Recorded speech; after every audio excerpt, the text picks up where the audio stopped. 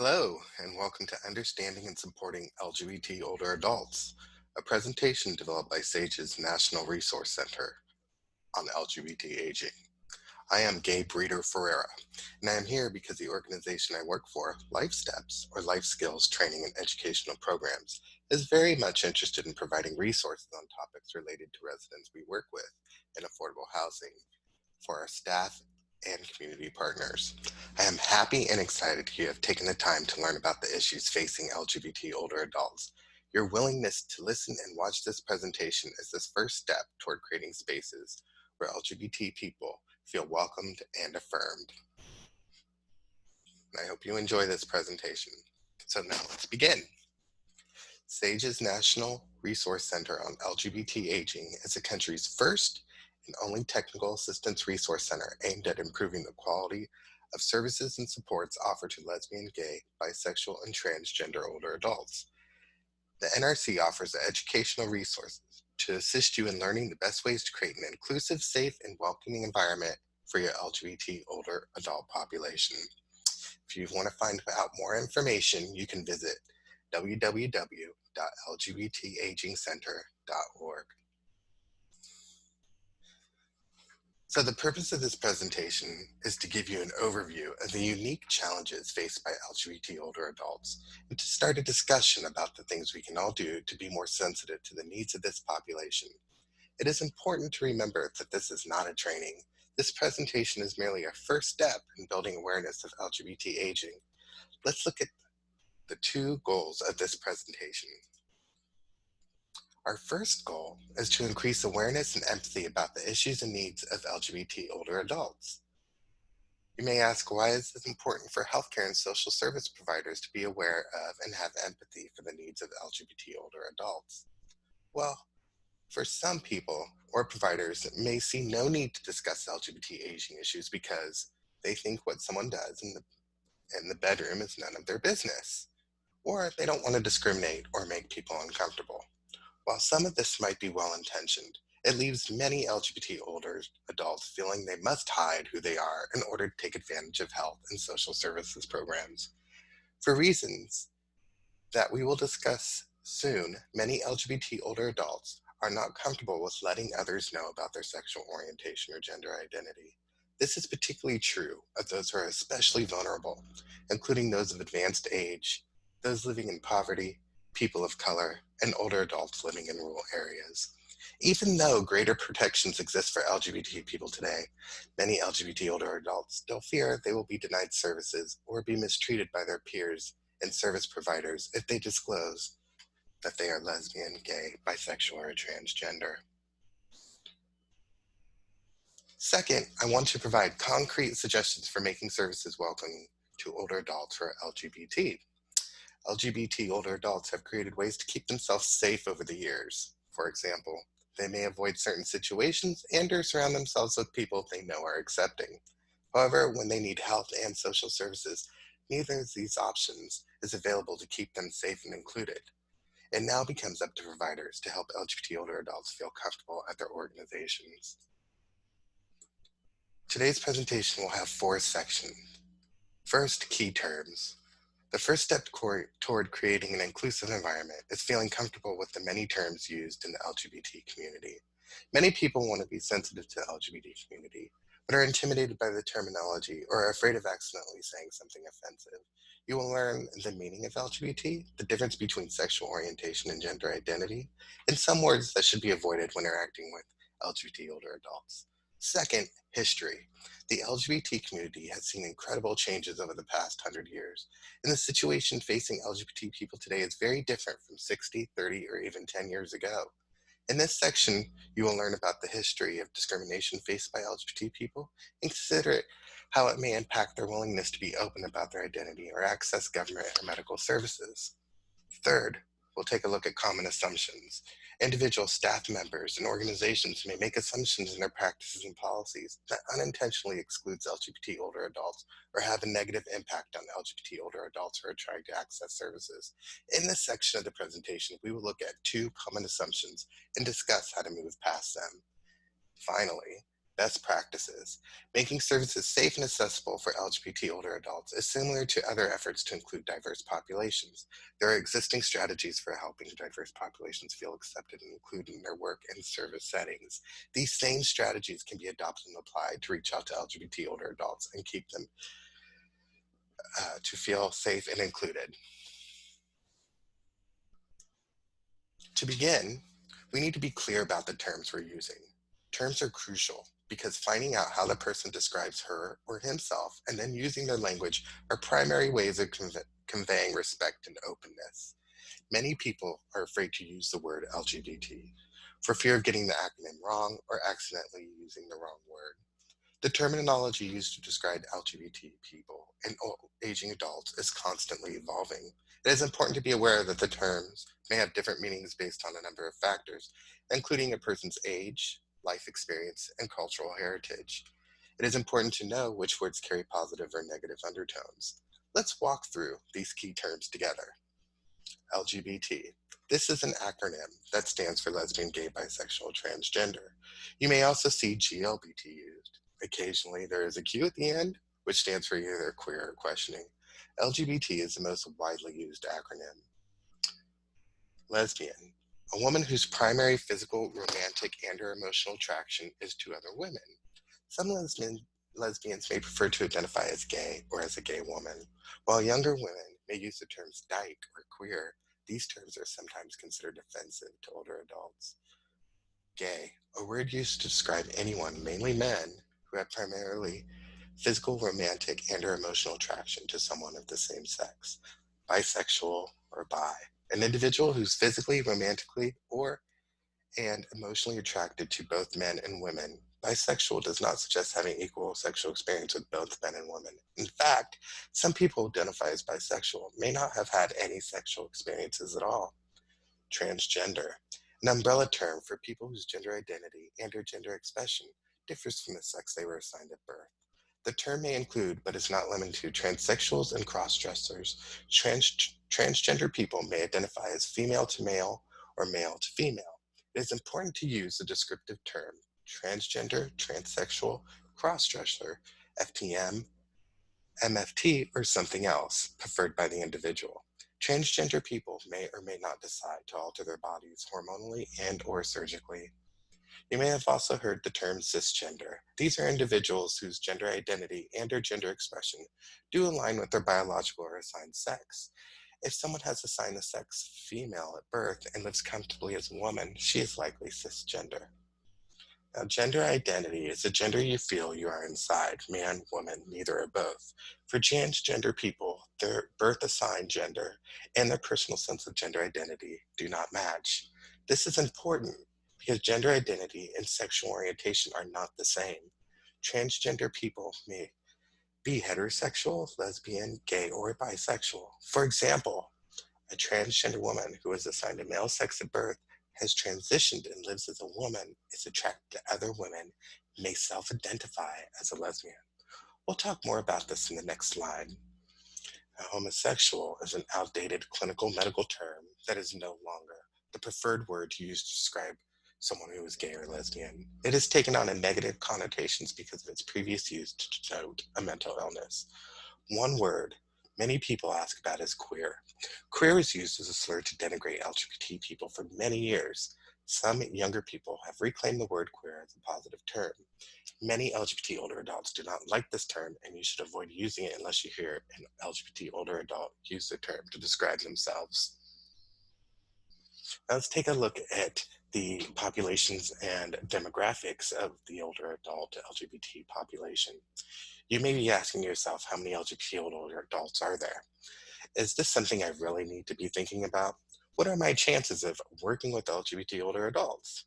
Well, by best estimates, in 2010, there were between 1.6 and 2.4 million gay and lesbian elders in the United States. And by 2030, there will be as many as 7 million LGBT adults in the United States. And according to the 2010 US Census, same-sex couples live in 93% of all United States counties. Even if you live in a rural or remote area, chances are you do already or will interact with LGBT older adults.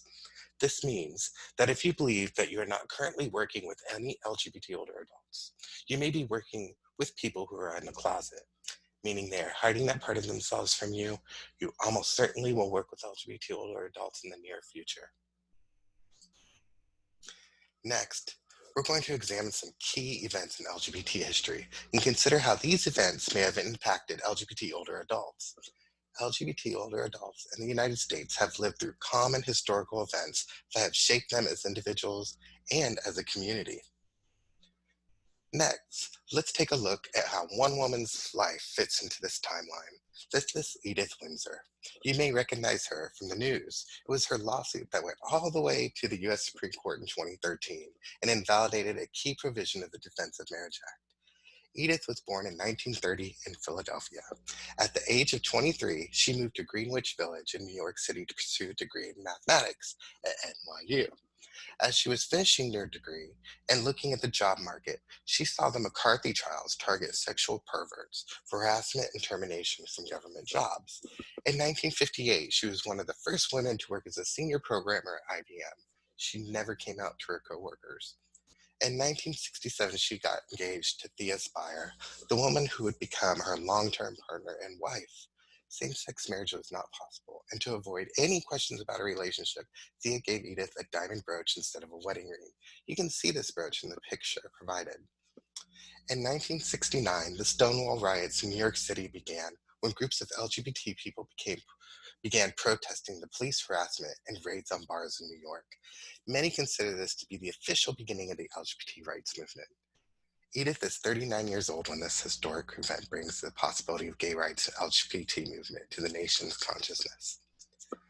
In 1973, the American Psychiatric Association removes homosexuality from its list of mental disorders. This means that until Edith is 43 years old, she has been told that her sexual orientation is a mental disorder, and she risks losing her job if her sexual orientation was ever discovered. It is easy to forget that many LGBT older adults live their lives without ever seeing positive portrayals of LGBT people in the media or very many LGBT public figures. It isn't until Edith is 67 in 1997 when Ellen DeGeneres comes out publicly as a lesbian, giving lesbians a popular public figure and bringing LGBT issues to mainstream attention. In 2007, Edith marries Thea Spire, her partner of 43 years in Ontario, Canada. Edith is now 77 years old when she can finally marry her long-term partner.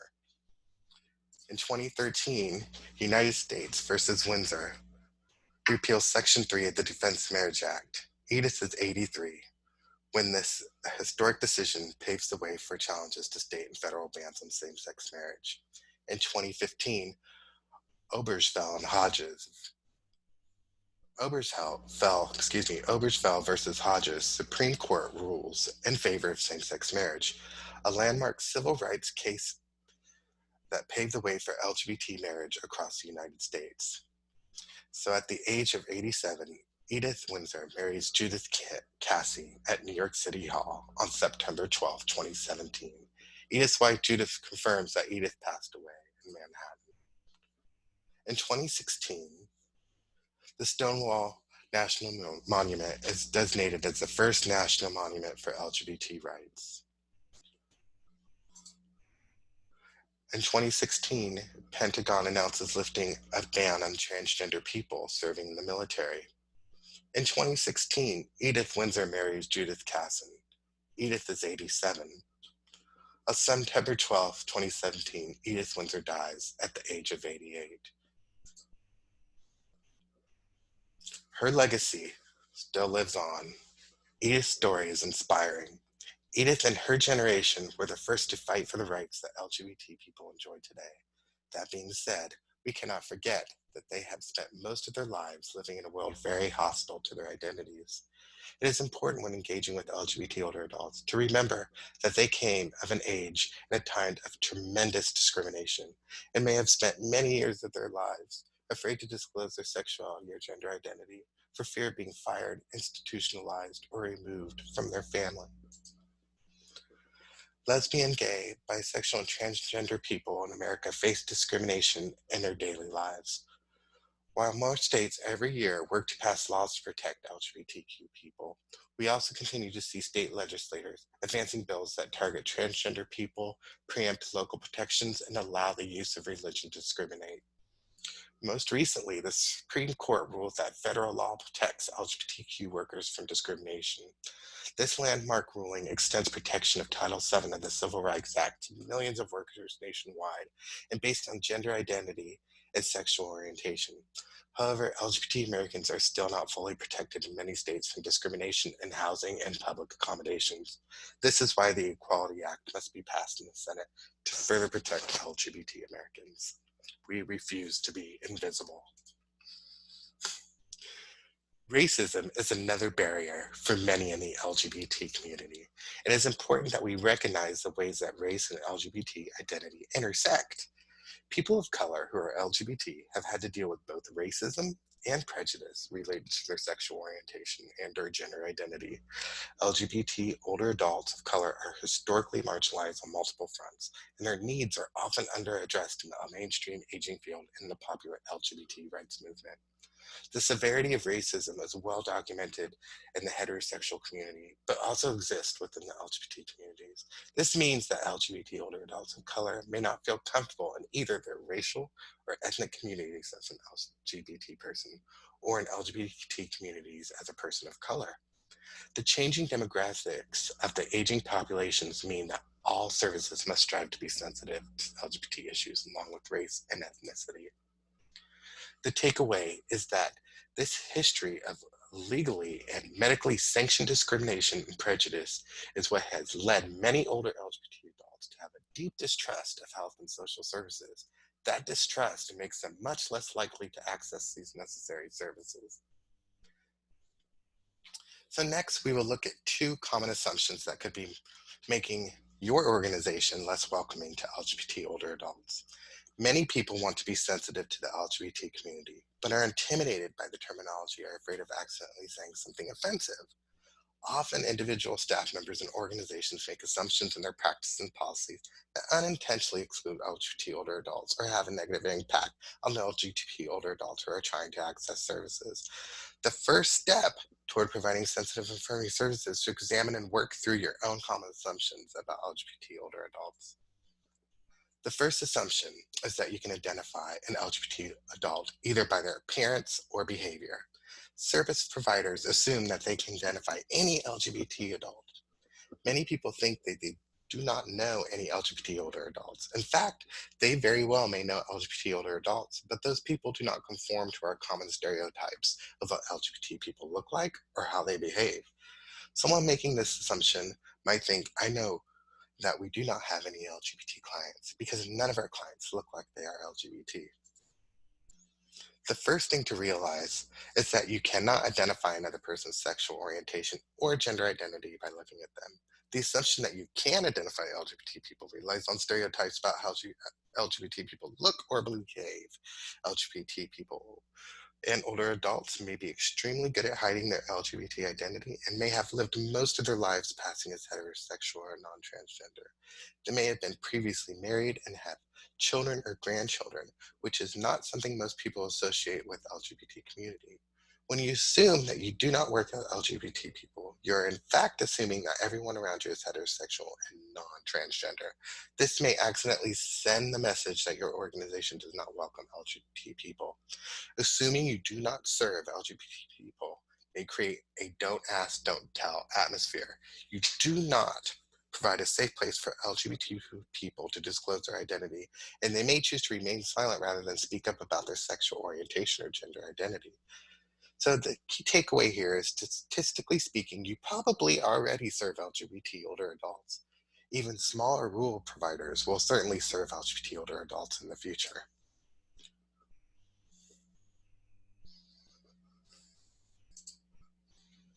The second assumption is that discussing sex and sexuality is inappropriate, regardless of the older adult's sexual orientation or gender identity.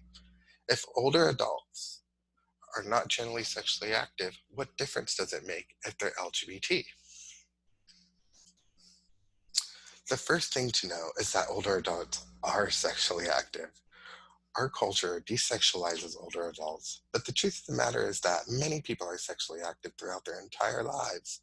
A University of Chicago study found that most people ages 57 to 85 think of sexuality as an important part of life, and that the frequency of sexual activity for those who are active declines only slightly from the 50s to the early 70s. This is also important because many older adults do not receive necessary education or care related to sexual health.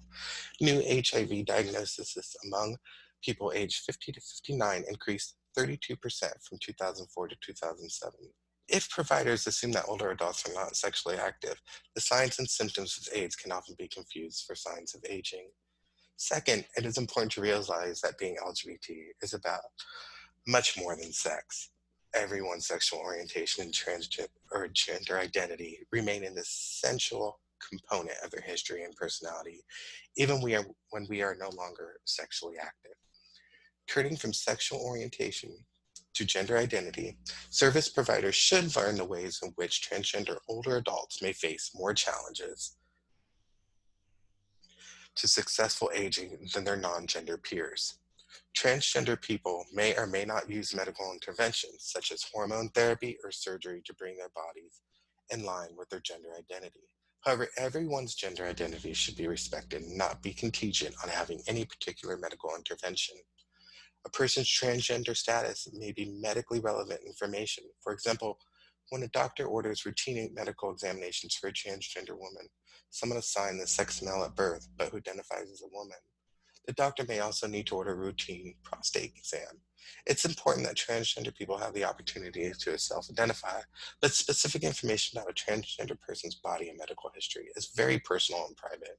Before asking about medical history, staff members should think carefully about whether or not such information is medically relevant, how they plan to use this information, and explain the exact level of confidentiality the client can expect. So, what I want you to take away from this is everyone's sexuality and gender identity is an important part of their history, identity, and relationships, even if they are not sexually active. So, I want to thank you for taking the time to listen to my presentation today. I hope you enjoyed it and got some useful information from it. If you'd like to learn more about today's presentation, you can please feel free to contact me at gabe@lifestepsusa.org, or you may visit www.lgbtagingcenter.org. Have a wonderful day.